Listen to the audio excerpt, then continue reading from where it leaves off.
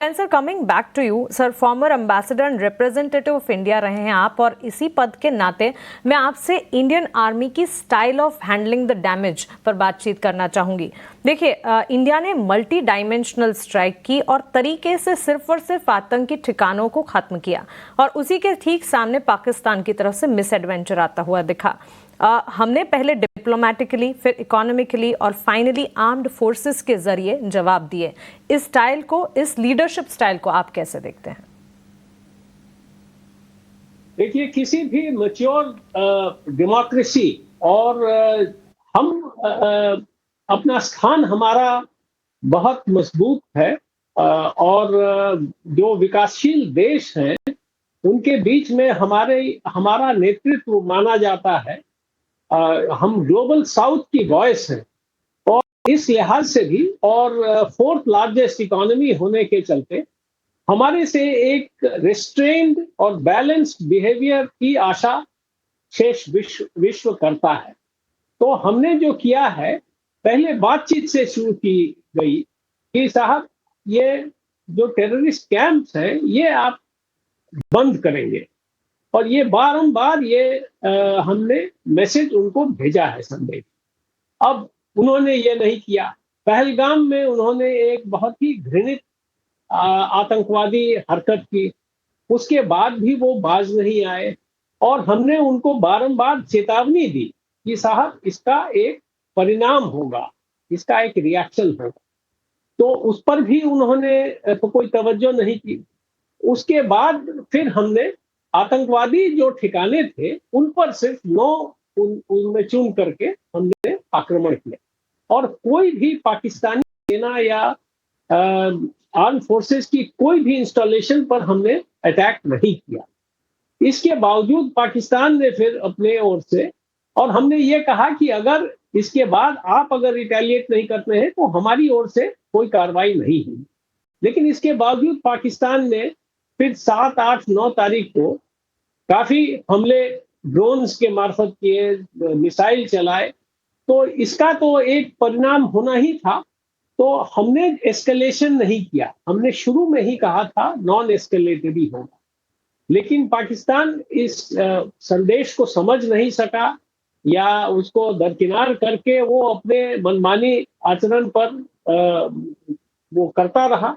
तो इसका फल मिला है। लेकिन जब पाकिस्तान ने कहा, उनके 8 करीब एयर बेसेस जो हैं ध्वस्त हो गए, उसमें command and control centres, runways और एसेट्स को बहुत भारी नुकसान हुआ। उसके बाद जो खबर मिल रही है कि पाकिस्तान की ओर से पहल किया गया, यूएस से कहा गया कि आप ये युद्ध विराम के लिए कहिए भारत को। तो भारत तो 7 तारीख से ही बात, डीजीएमओ की, हमारी जो डीजीएमओ थे हमारे, उन्होंने 7 तारीख को ही बात की थी पाकिस्तान से, और कहा था कि अगर आप ये आतंकी ठिकाने पर जो हमला हुआ है हमारी ओर से, उसके जवाब में कुछ नहीं करते हैं तो हम भी अब आगे नहीं बढ़ाएंगे। लेकिन पाकिस्तान ने उस पर कोई तवज्जो नहीं की। तो अब 10 तारीख की बात जो है, उन्होंने देखा कि उनकी ओर से बहुत ज्यादा नुकसान हो रहा है, तब उन्होंने इसकी पहल की, और हमने इसे स्वीकार कर लिया। As a mature democracy, balance democracy, हमने इसको आगे नहीं बढ़ाया। जी जी, ठीक है।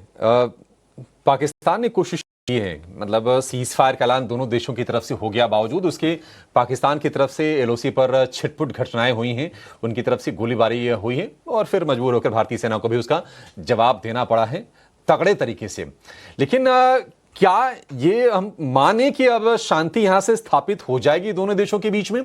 भारत को जो अचीव करना था, क्या वो अचीव हो गया है?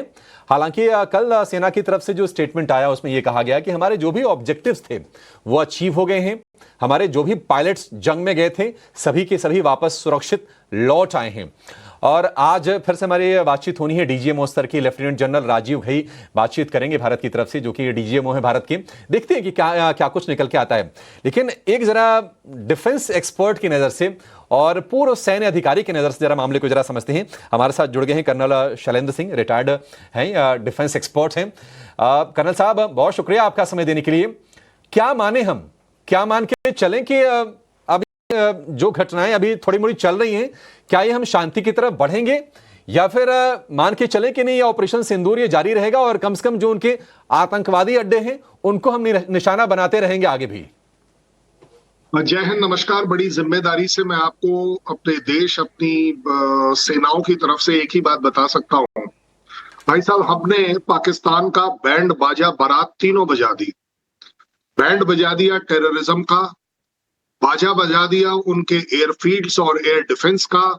अब सिर्फ बची हुई है बारात निकालना कि वो प्रिजनर्स ऑफ वॉर अगर पाकिस्तान चाहता है देना तो वो भी निकाली जाएगी, क्योंकि उनकी जो लाइनअप होगी वो पिछले बार मेरे ख्याल 93,000 96,000 थी, इस बार पता नहीं कितनी होगी।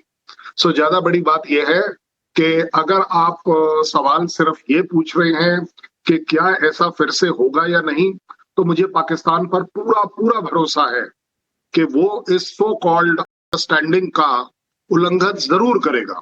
ये पक्की बात है, क्योंकि फितरत में है, खून में है।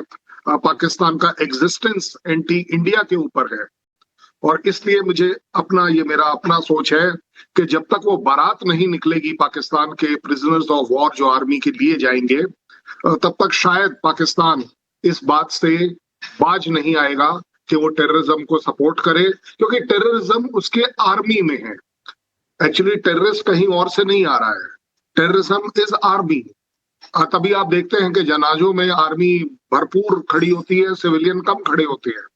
सो अपने आप दिखाता है कि पाकिस्तान आर्मी कितनी ज्यादा लिप्त है अपने उस यूनिफॉर्म में कि वो ही खुद टेररिस्ट है, सबसे बड़े टेररिस्ट वो है। और ये मेरा नहीं कहना है, ये पाकिस्तान की आवाम का कहना है जो इस समय उन्हें गालियां दे रही है। ज्यादा बड़ी बात यह है कि उनकी सरकार एक पपेट सरकार होती है उस सो कॉल्ड टेररिस्ट आर्मी की, पाकिस्तान टेररिस्ट आर्मी।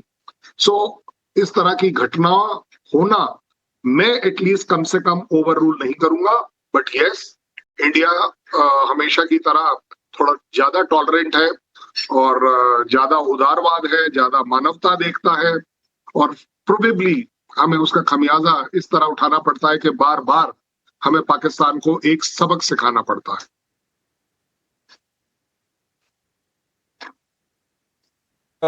टॉलरेंट हैं, लेकिन भारत ने यह दिखाया भी है कि नहीं, जब हमारी बात अस्मिता पर आ जाएगी आंच, या फिर हमारी सुरक्षा को लेकर कोई चोट पहुंचने का अंदेशा होगा, हम उसका जवाब देंगे।